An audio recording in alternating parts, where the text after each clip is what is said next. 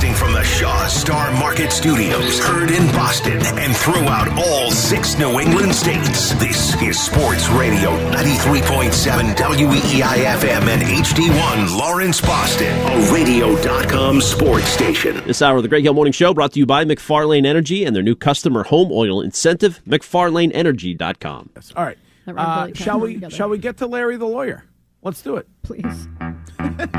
Do I dare ask you to call your next witness? Looking for some legal advice? I'd like an answer to the question, Judge. It's time for I'm afforded the right to speak in my own defense, sir. Ask an Attorney. Order. Your Honor, I'd like to ask for a recess. Order. On the Greg Hill Show. Order. Knock it off. Sit down. Curtis, quick question from a texter. Is the Cecil Hotel a great hotel because there's a movie?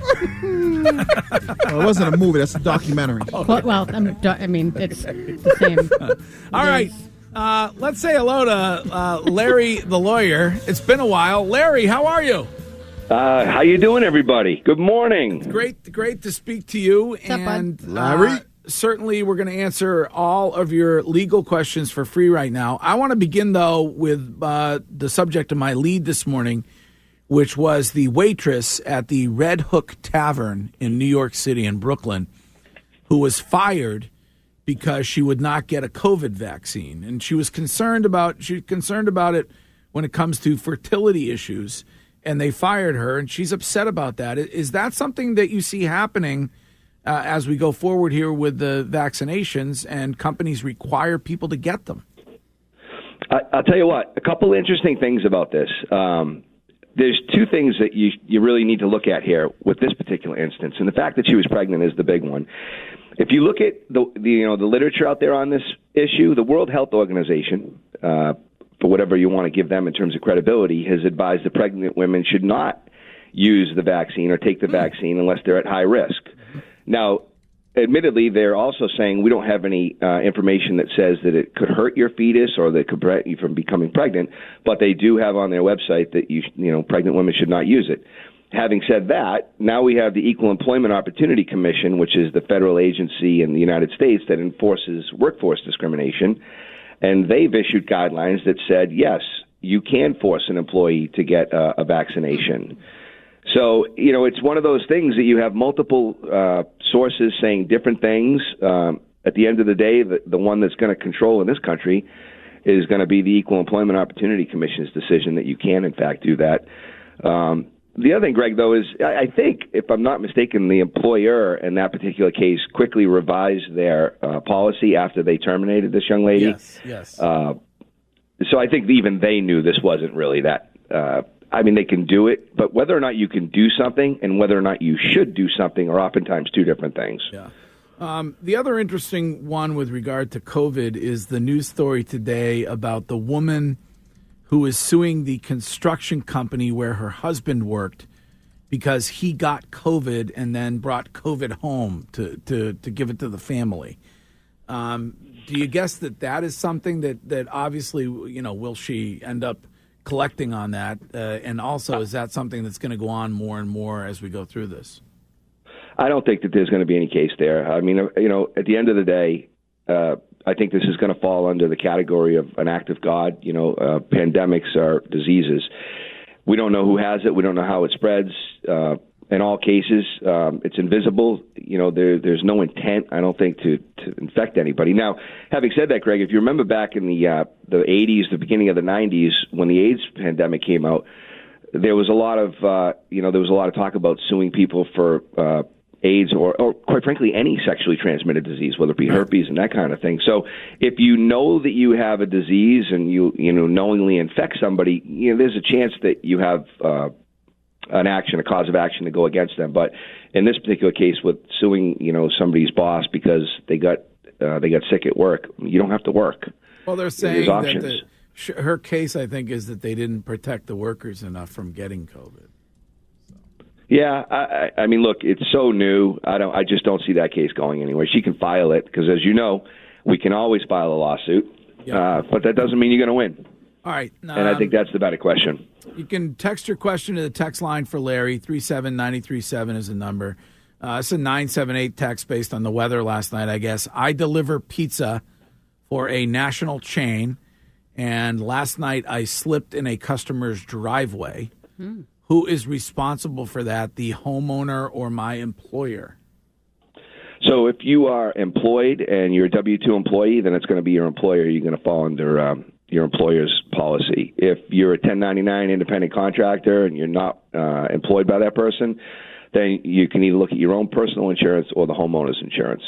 So does that mean that we should go and shovel everything before ordering takeout food, pizza, and the like? Yeah, I mean, I think there's a reasonableness to it. I mean, look, if it's 3 inches an hour, and you can't shovel 24/7 to keep it that way, but you got to do your best to keep your walkways clean. Yeah. Certain cities, for example, Worcester has an ordinance in Worcester where a business owner has to shovel and maintain the sidewalk in front of their business, not the city. So you got to look at that kind of stuff too. Different ordinances for different towns and different cities. But in this particular case, if he was an employee, it's going to come under workers' comp. Text from Rhode Island for Larry the lawyer. My father recently passed away, and I'm getting divorced in June. I believe her when she says she wants nothing from me at all, but I still. That's a good one. I still want to protect myself. Is it legal to wait to collect on an estate until after a divorce? So first of all, sorry about your passing of your father. Second of all, Massachusetts has a line of cases which basically say that an inheritance, whether it's received or not, is potentially a part of the marital estate. There are things you can do, and there's arguments that you can make to not have that come into the marital estate, but a judge has the absolute ability to look at that, whether you take it or whether it's expected that you'll take it. So if the will says you're getting it, just because you don't take it doesn't mean it's not a marital asset. So my advice, talk to a qualified attorney who does divorce and probate, because that's going to be a complicated issue for you. 774 text. What can you do about a neighbor who has cameras aimed at your property and also is using a drone to fly over and film you and your family? That's weird. Well, you can't. So property rights go from your property lines up to the sky, to basically where the FAA controls. So if somebody's flying a drone over your house, and depending on the height, there's probably things you can do. Now, I'm not going to sit here on the radio and tell you to shoot it down. But that's happened before. As far as the cameras that are pointing at your house from their house, there's not a lot you can do there except, you could.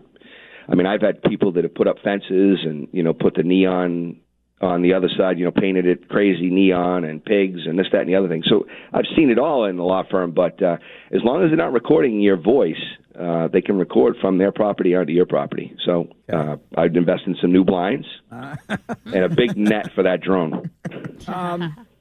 I signed a contract to have a tummy tuck and skin removed with liposuction. Instead of the tummy tuck, I got a pancreatectomy with no liposuction. I was told I have no case because there's nothing wrong with me. Do I have a case? They got the wrong procedure. Do they have a case? Did you lose the weight? I don't know what happened with that. So I don't either. I think we need a little more information because somebody actually had the information and said you don't have a case. I mean, look, if somebody performs the wrong surgery on you, typically that's malpractice. So you do have a case. The question I think that the lawyer was trying to explain to you is that you may have a case, but you don't necessarily have damages. Now, I don't necessarily agree with that either, because if you didn't get your weight and your belly fat removed and you want to do that, you're probably going to have to go in and have a second surgery. So there probably is damages, although not huge. But, yeah, you have a case. I think the issue here is just to clarify that the procedures. A paniculectomy is just the skin removal, whereas a tummy tuck would also have tightening of the abdominal wall. So they never got the tummy tuck part. Right. But they only got the skin removal. Yeah. So that's way over my head. I mean, if you get the skin removed, don't you get the tummy tucked? No, because that also applies to the muscles. What about Wiggy's lobotomy? That's another show. Wiggy, I love you, buddy. Wiggy loves. I love you, buddy. Did you hear Wiggy say yesterday he loves Ask an Attorney? It's his favorite thing. Not only did I hear it, I actually reached out to him and thanked him for that lovely compliment. It meant a lot to me. Right, Wiggy? I appreciate that, man. I feel like, I'm learning as I go here. And I was right about the worker there, because I guess it seems like employees can make you get vaccinated. Yes, sir. I purchased the second home this past summer, and the seller provided a home warranty stating they would fix any problems in the home within 2 years. Looks like they're having an issue with the heating system and went back to the seller for reimbursement, and they're not returning calls or email. What can they do about that? Typically, a warranty like that would have to be in writing, and it would have to survive the recording of the deed. In Massachusetts, for example, Greg, we have what's called the doctrine of merger. So when you buy a property, you have a purchase and sales agreement, and you might have a warranty as a part of that purchase and sales agreement. Once you record your deed in Massachusetts, that contract is extinguished by operation of law, meaning it has no more legal weight or authority. So in Mass, to have a warranty, it would have to be a separate warranty that survives the recording of the deed. Oh. When you record a deed, you only get the covenants that come with a deed, the right to quiet enjoyment, the right to season of title, those kinds of things. So, yeah. There you go. You want to get Jason, Ken? Jason, good morning. Good morning. Hey, what's your question? Hey, Larry. Larry the lawyer. So I'm in the process of buying a house, and I've asked my real estate agent already, and she doesn't know the answer, but the attorney's telling me to purchase, I think, owner's title policy, something like that, and is he just trying to sell me something additional? Do I need that? So, first of all, Jason, maybe time to get a new realtor if yours isn't giving you good advice, but the advice is good. In this particular case, you do want to get an owner's policy of title insurance. When you buy a house, the lender, the bank, whoever you're borrowing the money for in Mass, requires you to buy a lender's policy. It's non-negotiable with any major lender in really the United States of America. And what it does is it protects you for title defects, and it also covers the cost of attorney's fees if somebody comes in and says, hey, I own this house, you don't. To get owner's insurance, it covers you versus covering the bank if there is the same kind of problem, so that you have the same protections that a bank would have. A bank might have a $200,000 mortgage on the property, so title insurance, for example, could cover their $200,000 debt if somebody else came in and had a good claim to your property. But the property may be worth $800,000. So if you don't have that insurance, you don't get that extra equity that's yours, So and you don't have. I'm paying for insurance for attorneys as well. So you say get it. You have to Get pay it. for it and get it. Yes, and it's cheaper, Greg. When you get it at the same time you're closing, it's a reduced rate. My divorce is absolute on March 1st. My ex just got married. Will this affect me in any way? That's a 508 text. Your spouse can't get divorced if your divorce isn't final. So that's kind of an issue. I don't know how that happened. Oh, yeah. So can't get married twice. Called bigamy. Yeah, so how did this... Yeah, so they're not officially divorced until March 1st, but the spouse went and got married. That's not right. Yeah, it's not a legal marriage. Call the police. Bigamy. Bigamy. Hey, Wiggy, did you get that one right? I got that one right. I knew that one. They probably got married in somebody's basement. Yeah, maybe. Here's a text from Anonymous. My husband continues to use his late mother's handicap placard. Is there any kind of charges that he could face for that? Oh, sorry, Wiggy. All right. Let's see here. I am a house flipper. I hate pulling permits. If a buyer finds out that I didn't pull a permit after the sale, can the buyer come after me? If you knowingly hid that information, yeah. Now, having said that, Greg, permits, for example, if somebody does home renovations, permits are public. So, a qualified attorney that does real estate, they're going to go out and they're going to check these things. But again, you have the same problems here. You have the deed when it records in Mass. A lot of the things that you have, the rights that you have prior to that, terminate with that deed. Okay. This is Chris from the Cape. Hey, Chris. Hey, good morning, everybody. Hey. Hello. Good morning. Larry, my son was working delivering for Amazon at the new Taunton facility, which is still under construction. And on the way into work one morning, he smashed his head on a lift that was overhanging a walkway. And he's been trying since springtime to get workman's comp to cover his emergency room bill, and they're just giving him the runaround. Is there anything we can do? Yeah, you got to grab a lawyer. I mean, if you guys give me a call or a text offline, I'll hook you up with somebody that does that kind of stuff. But you'll be all right. This is one of those things, Greg, where if you write a letter, a lot of times that's going to take care of it. Insurance loves to deny claims until you push back. And this is the same kind of thing. You're dealing with a massive company, and it's loss mitigation. Okay, so that's something you have a lawyer send a letter for. Yeah, you'll be fine. Okay. Awesome. All right, Chris, thank you. What about Christopher? Christopher, good morning. Hey, how's it going? Hey, what's up? Hey, Larry. How you doing, buddy? I'm calling because my girlfriend was working under the table for an older man who had actually recently passed away. She was getting paid like $15 an hour or something. I mean, along with 4 other people that were working there. The 4 other people were family members together, not of hers or the man, like, of the guy that she worked for.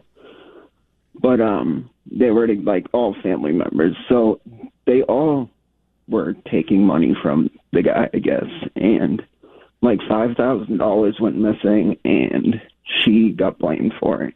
Uh-oh. And the cops showed up at her house and immediately said that she's being charged with it and had a court summons. Oh. So we don't understand what to do. We got a court-appointed lawyer, and then it was taken from us. What are you doing? We don't even know what to do. Well, I mean, first of all, you need to get a lawyer, and you need to defend her because it is a serious criminal charge. And if she gets convicted, she could be incarcerated. Now, if she didn't take the money, then she didn't take the money, but you're going to need to prove that she didn't take the money. Or actually, they have to prove that she did take the money. So that's going to be very difficult. I would tell you that when you talk to the police department and you talk to the police officers, as they tell you, anything you say can and will be used against you, no matter how nice they are. And a lot of them are pretty nice in those situations. So I would just say that, she should probably not speak to anybody without having an attorney present, even though she's innocent. It really doesn't matter anymore in this day and age because it's not really who's innocent, it's who we can prove is innocent. And the world has changed a little bit, as you all know. Having said that, it's going to be a difficult case unless they have something that you're not aware of. If there's a video of, or a nanny camera or something like that of her taking the money, you're out of luck. But short of that, it sounds like it's a he said, she said situation, and you get the family ganging up on the non-family member. So, there's some defenses there, I'm sure. But I would contact an attorney. It sounds like you don't qualify for a public defender, so they're going to make you get a private attorney. And again, if you need a referral, we're happy to help with that. My wife depleted all of our joint accounts and then filed for divorce. Oof. Does she get to keep that money, or is there any way to get it back before the divorce is over? So a lot of ways, there's a lot of times, Greg, that this happens, and the question becomes, first and foremost, did she spend the money or did she just take it and put it into another account? If she took it and put it into another account, which happens often, half of that money, typically half of that money is going to be your money. If she took the money and spent it and there's other assets, again, if you have an attorney that does this kind of stuff, they're going to go in and make an equitable claim against it so that you get a greater portion of remaining assets. If there's no assets left, you may still get a judgment for her to pay you, week to week, but it's going to be unlikely. I have a question for you from Ken. How much jail time do you think Governor Cuomo will do? Yeah. Ken, you can answer. We're going to let Wiggy answer that one. He'll do no jail time because he probably has good lawyers. Would you guess that there's... Very politically correct, Wiggy. Done. Would you guess that there could be some sort of criminal liability there by the governor of New York?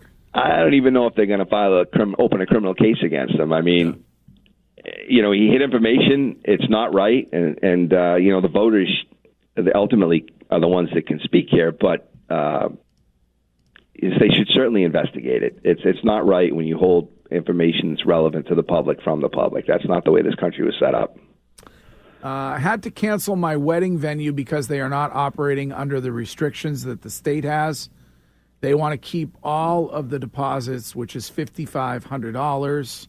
I talked them down to $1,000. Should I fight them for the last $1,000? I mean, look, if your wedding is being canceled because they're not doing what they need to do under the state guidelines for COVID, you should probably get all your money back. Having said that, there's a cost to trying to get it. She sounds like this person has done a great job getting that 55 down to 1,000. You either take that and they're going to make you sign some kind of release and walk away, or you could file in small claims court, which is very affordable and very, it's not a lot of money to do that.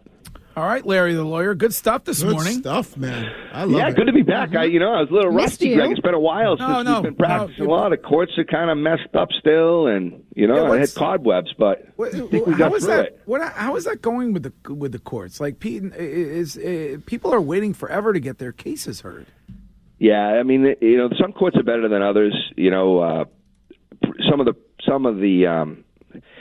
So I got to be careful because I practice in all the courts. Yes, they're all doing a great job. For example, the Worcester District Court, the clerk of the Worcester District Court, for example, is doing a fantastic job. We'll say that. There's lists that go out there. There's Zooms. There's this. There's that. But other courts, for example, they're not doing a great job. And there's 6-8 month backlogs, and it's really starting to affect people. And starting to affect businesses as well. So, again, it's an unfortunate, unintended consequence of this pandemic. But, it's not just restaurateurs and those kinds of people. It's really everybody right now that's being affected by this. Unless you're, of course, a pharmaceutical company, then you're all right. Okay, yeah. All right. Yeah. How would somebody reach you if they wanted to reach you? ArmyandRoach.com. Okay. Instagram, I think, what is it, Army Junior? I don't know. Army Something Junior. like that. Danielle, you probably know that better than me because I know I have it. I just don't know what it is. Instagram is at Army Junior. Okay. All right, Larry. I think I have an Army and Roach one, at Army and Roach, too. We'll talk to you again soon. Love all right? it.